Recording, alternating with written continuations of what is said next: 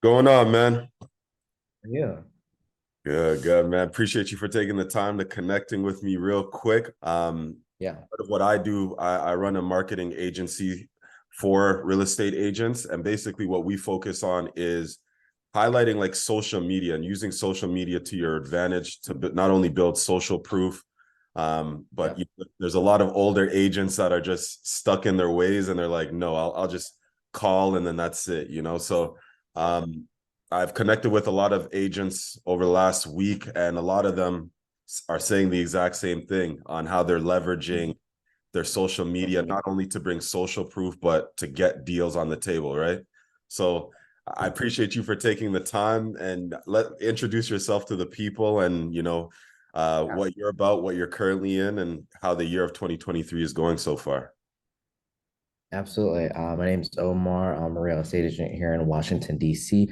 I have used social media as a huge way of boosting my business and just brand and credibility within my local reach. So, I started in real estate when I was 19 years old. I am 21 now. Last year I had 14 million in sales. This year I'm looking to be around the 21, 22 million in sales mark.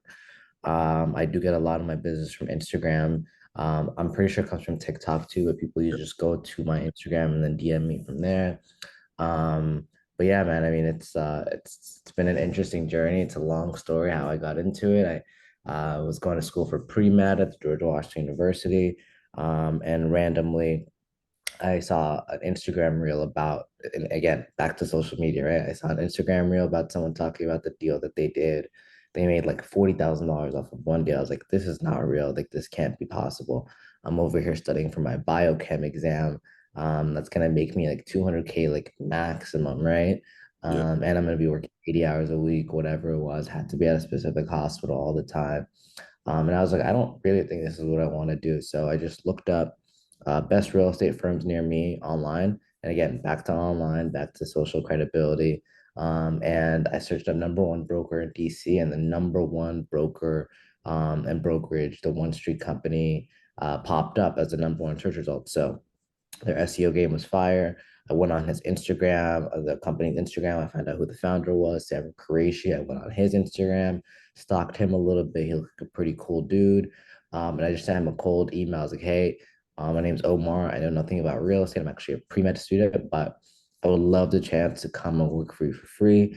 In return, I'll get you coffee. I'll do your social media, whatever it takes. So social media again is how I got into Nice. my friend Dora in real estate. I grew his TikTok account, his Instagram account, his company's Instagram account. Um, and yeah, I mean that's kind of how it started. I interned for him for 9 months straight. I learned more than I ever did in any college classroom and any book I've ever read within that 9 months with this number one real estate broker in DC. And he told me I should get my real estate license. I got my license like 2 months later. He handed me my first client the day I got my license. 2 weeks later, I had my first closing, and I never looked back. There you go. And let's unpack a lot of things there. You went pre-med, Yeah. stopped, went into real estate to work for free. My first Yeah. question, as everybody knows, what did your parents think of that? Oh, they didn't know.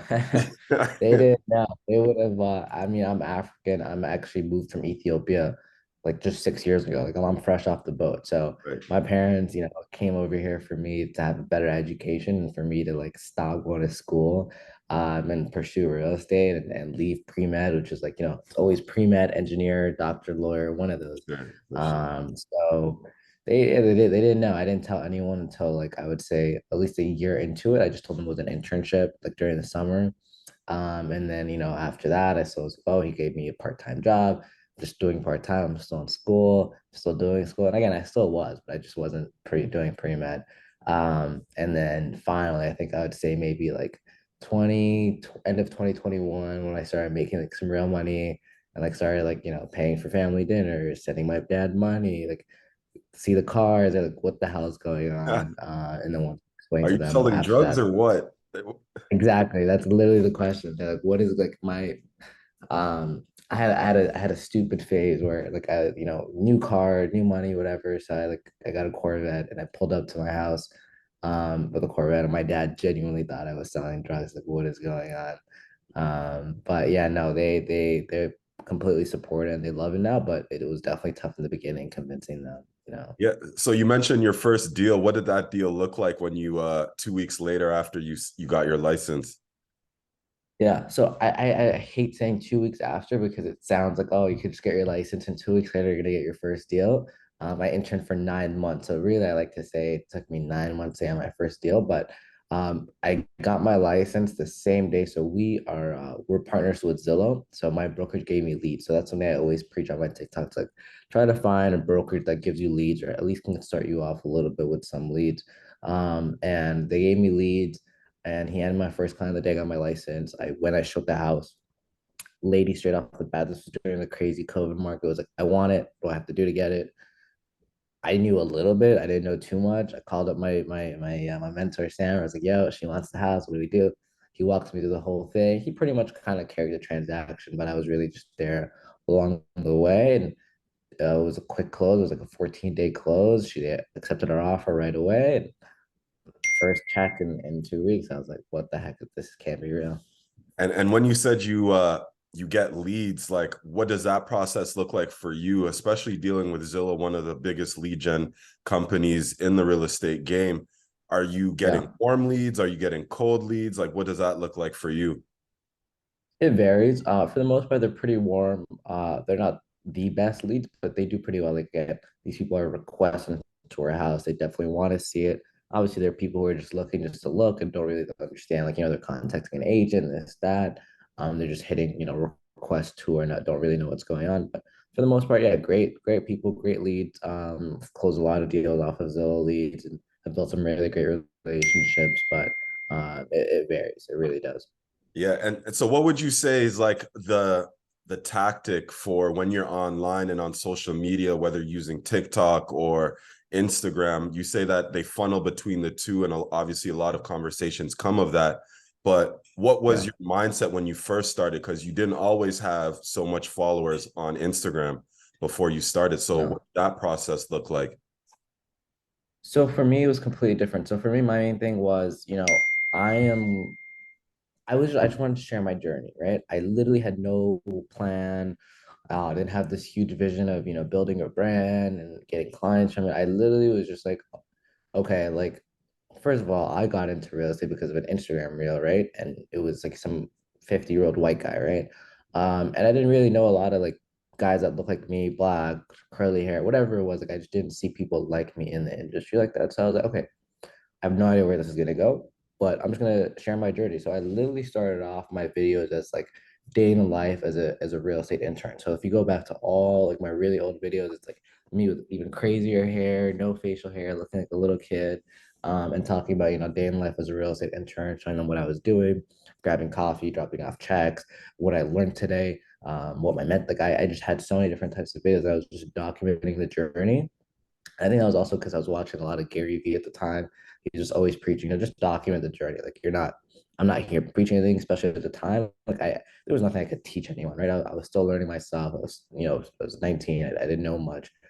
So for me, it was just literally documenting my journey. And then obviously as time went by, as I learned more, as my brand grew more, my following grew more, it turned a little bit into more for, education for buyers, education for sellers, education for agents.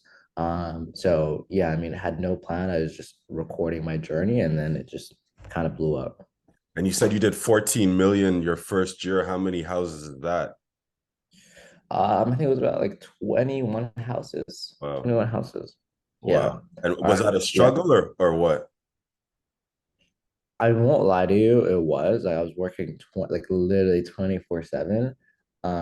So for me, the way I feel like I got a lot of success is A, of course, I had a mentor. Like he taught me everything I knew, was hand holding me. I always tell everyone, get a mentor. It's like the best you can do if you want to fast track your success. But number two, I took the clients and the leads that no one wanted. All right. If it was $100,000 deal, 200,000, like no, like all the top agents in my office, no, I'm not taking this. I'll throw it in the group chat, and then my boss will be like, give it to Omar, give it to Omar, give it to Omar. So I was like literally just like feeding off of the crumbs.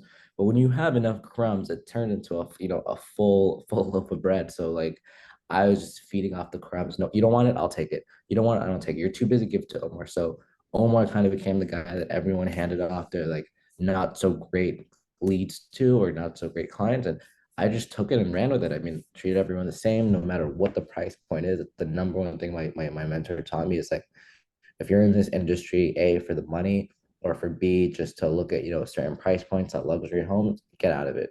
Yeah. The main thing is you're just here to help people. Obviously, you're making a lot of money at the same time, but again, you have to be providing exceptional service that you deserve to be getting, what you're getting from it. So doesn't matter what price point it is, it was just helping people as much as I could, getting as many transactions under my belt, learning as much as I could. And that's kind of how it started. And you mentioned 24 hours a day for that first year. What does the routine on a day-to-day base look like from then and up until now? Oh God, it was ridiculous. So I mean, I'll start you off with like my intern days, right? So when I was an intern, I would be there before my boss got there, and then I would leave after my boss left, or at the same time. We used to always walk out of the office together. And again, mind you, this is honestly where I learned a lot of my mindset from too. Is like this guy was a multi-millionaire. He does development, literally one of the biggest brokers. You can search him up, Sam Crazy. He's the number one agent on Zillow in Washington, DC, DC, Maryland, Virginia. So all three states actually. And this guy, like again, he had more than enough money to retire, he had more than enough money to not work as hard, but he would be the last person to leave the office. Like, he was always the person turning off the lights, taking out the trash. Like he was always the last person. So I used to always come in the office, I would say not too early, like around like 8 a.m. So I'd be up around like 6 at the time. I didn't have a car, so I used to metro. So I used to be up at like 6, get ready, metro over, be at the office by 8. Usually I'm grabbing like, Starbucks, Dunkin' for like the office, or if the assistant already grabbed him, just like taking it upstairs, just relaxing. And I would just wait for him to get to the office. He probably got there at like 9 a.m., hang out with him all day. Just again, I'm just absorbing so much. Like he's not over here like, Omar, okay, like whiteboard teaching me X. What I was literally just sitting there watching him do what he was doing, like getting a million phone calls, answering a million emails. I was listening to the way he was talking to people. Bro, this guy would literally get I'm not even exaggerating, 1,000 emails a day, and he would respond to every single one.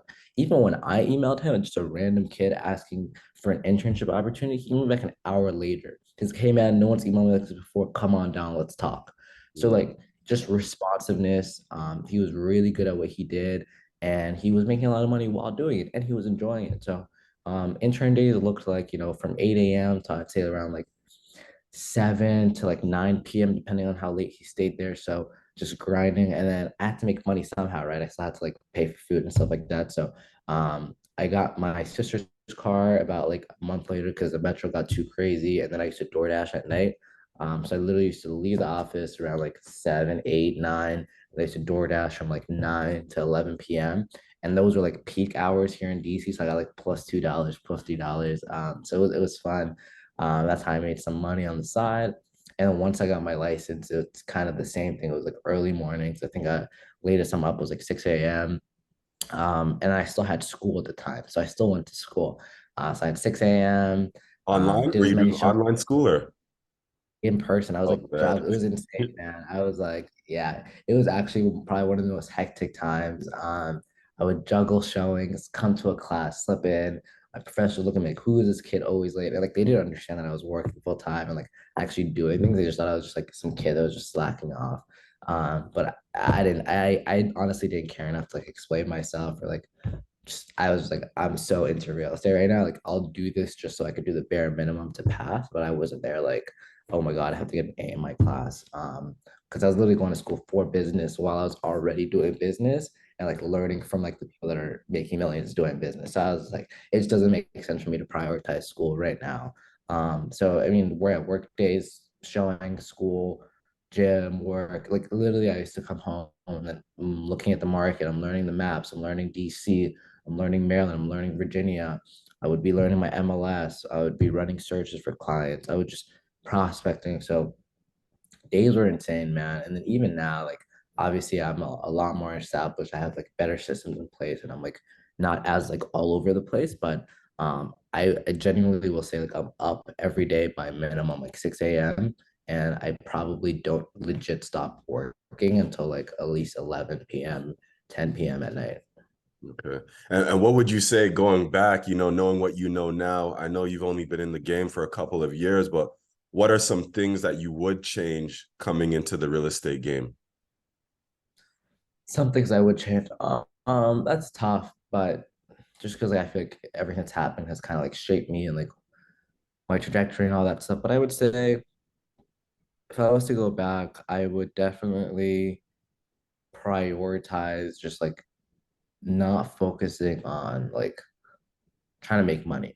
At least just yet. Like for me, I was just like, oh my God, I want to make so much money. Like I'm seeing all these guys make a lot of money. Like I just want to go. Like I just want to be that. Like I want to make money. I want to turn into this crazy broker, crazy agent. Like take your time. Like especially if you're younger, like learn. Like I won't lie to you, that 9 months of interning and learning was probably the best time of my life.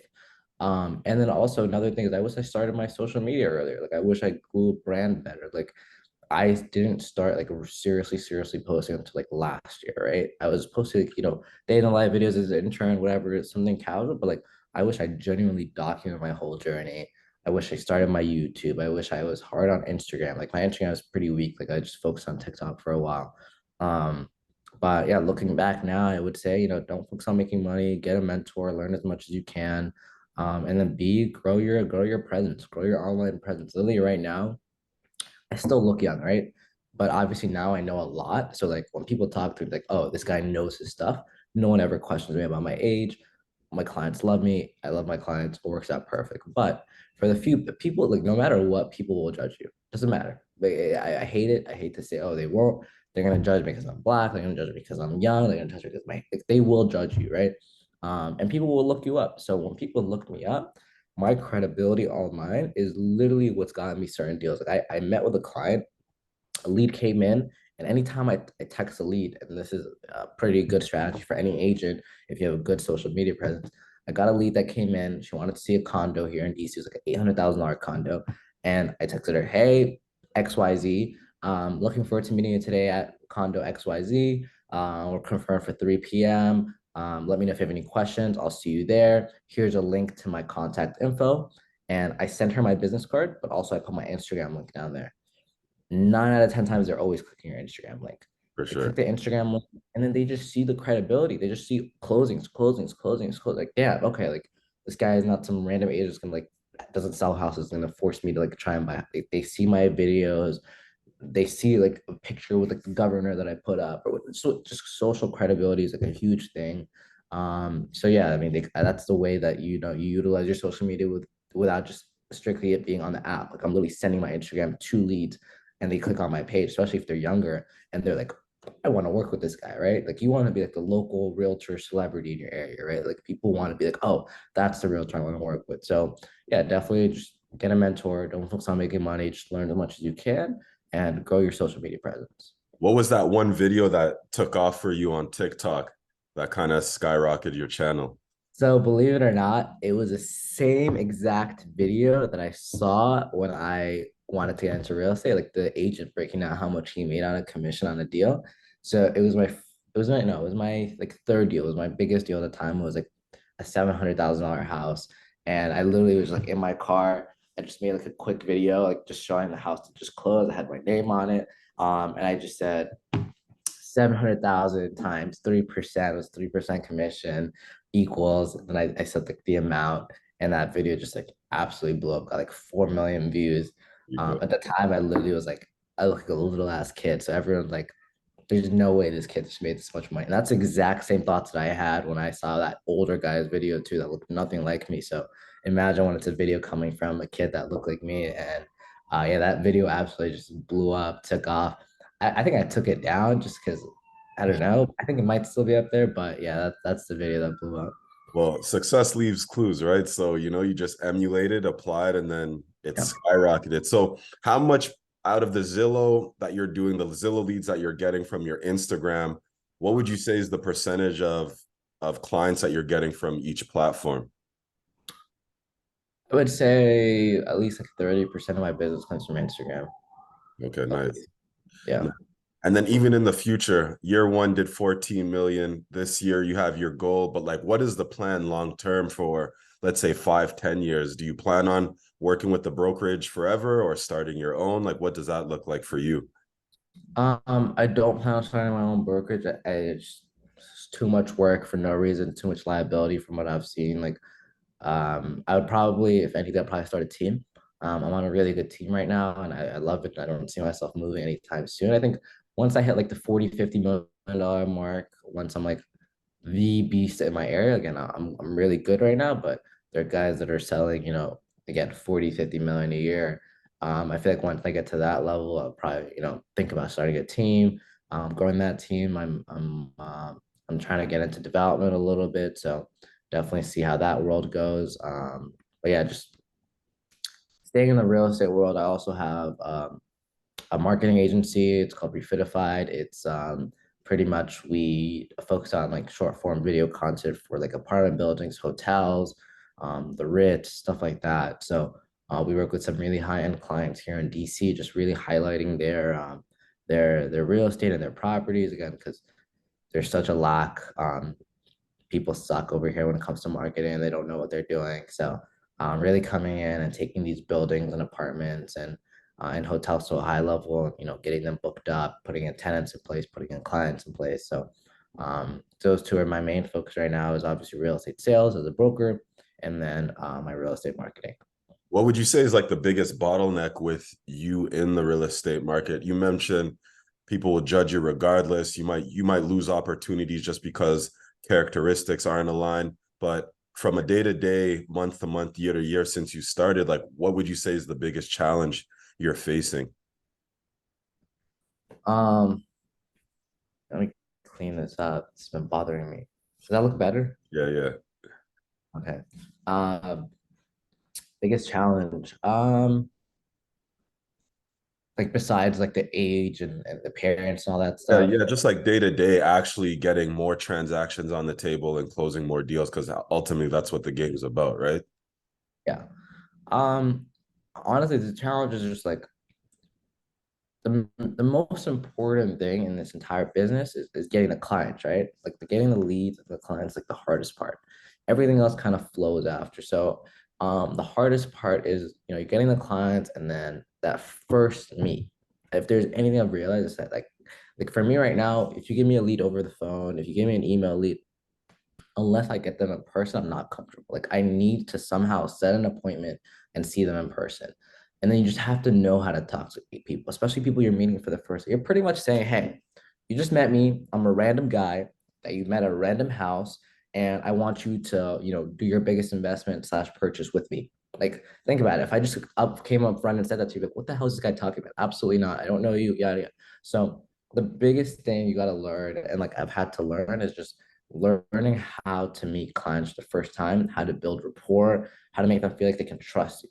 The biggest way I've learned to do that is you just have to be, and this is my strategy. Some people have different ways to do anything, but you just have to show them that you're literally not there to sell them. Like I know I get it. We're salespeople. There's a salesperson license. You're a realtor.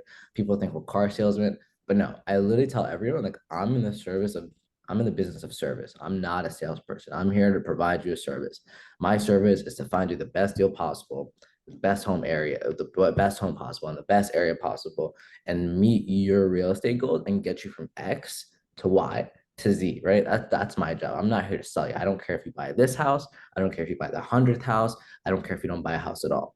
I'm just here to help you. So once you can really find a way to emulate that and express that and tell that to people in that first meet, obviously you're not going to tell them that up front, but it's just like you meet a client at a property, you can tell that the roof is a little bit the shingles are missing. You can tell that there's like horizontal cracks on the floor that you needs to get checked out or whatever it is. Like point stuff out like that. Like when I come into a first showing and I can tell that there's something wrong with it, I point it out. I'm like, oh, we're gonna have to definitely get that checked out with Steve, my inspector. We're gonna have to do this. The HOA fee seems a little too high for this area. It's a little bit overpriced. Like I genuinely just list every problem I see with the house. I list it. People call me negative Nancy sometimes. That's fine.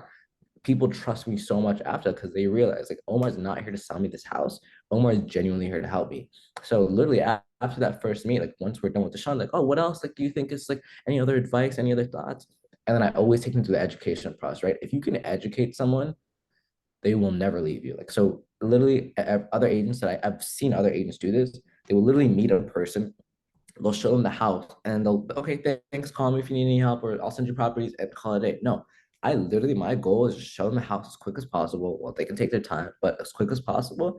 And then just get them to like stay in the kitchen with me, or we're just standing outside talking, having a conversation, making it more about them, less about the house. And then I just like kind of like, yeah, I mean, and also just like, just so you guys know, like I'll make it quick. Obviously, we'll go in detail later once we're like actually serious. So I'm already talking, like we're already working together. So I'm like, yeah, I'll talk to you guys about that later, once we're actually, in the process. But just like the home buying journey in general, like what to expect, like timelines XYZ, there's these contingencies, this is the price, this is the market, this is what's going on in the DMV. This is a previous client that I just had. This is what we had to do to win. So when I'm like educating them and explaining them the process, the journey, all that stuff, they're just like imagining themselves going through that with me there. Bro, I swear to God, after at the end of almost every showing, they're like, okay, Omar, like, is it okay if we send you some more properties to see? I'm like, yeah, absolutely. So from now on, don't go on Zillow, Redfin. I'll send you a private portal.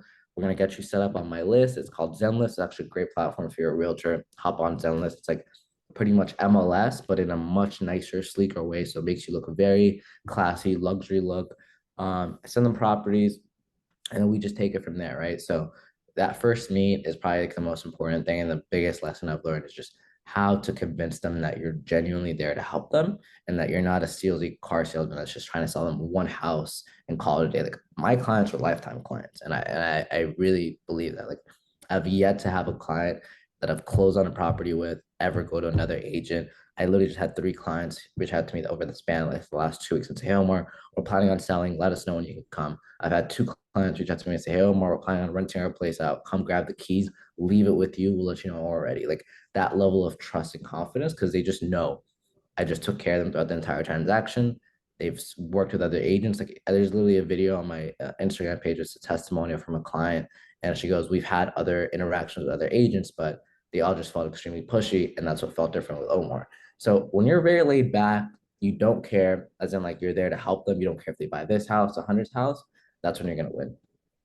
And so 2023, you mentioned your goal for the ending of this year was how many houses or properties sold this year?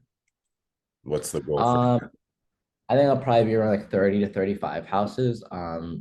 If less, better. I mean, again, it depends on the price point that I'm closing at, but I want to hit at least 20 to 25 mil this year, if not higher. okay, 20 to 25? And just to wrap things up, I'm going to ask you three questions and then you just fill Yeah. in the blank. All right. So Um, in 5 years, I will be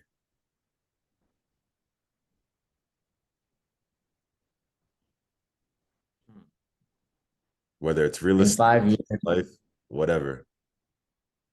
in 5 years, I think I'll have a very successful real estate and marketing company. Hey, sorry. Yeah, no problem. All right. For someone who's trying to get into the real estate game, my biggest piece of advice, three takeaways would be Get a mentor. It's the number one thing. Get a mentor. Don't focus on making money. Just learn as much as you possibly can. And number three, start as soon as you can, as quick as you can. all right. And for those of you looking for houses, they should work with me because I love my clients and I care about my clients. That's genuinely the truth. Again, I'm here to provide a service to you guys, provide the best level of service. So whether you're buying $100,000 condo or $1 million house, whatever it is, I'm here to take care of you. And I want you guys to be lifetime clients of mine. And I want Omar to be your go-to real estate person. So I would love it if you guys worked with me. all right, there you have it. Another episode on the MAGEK Podcast with Omar. Where can they find you on socials?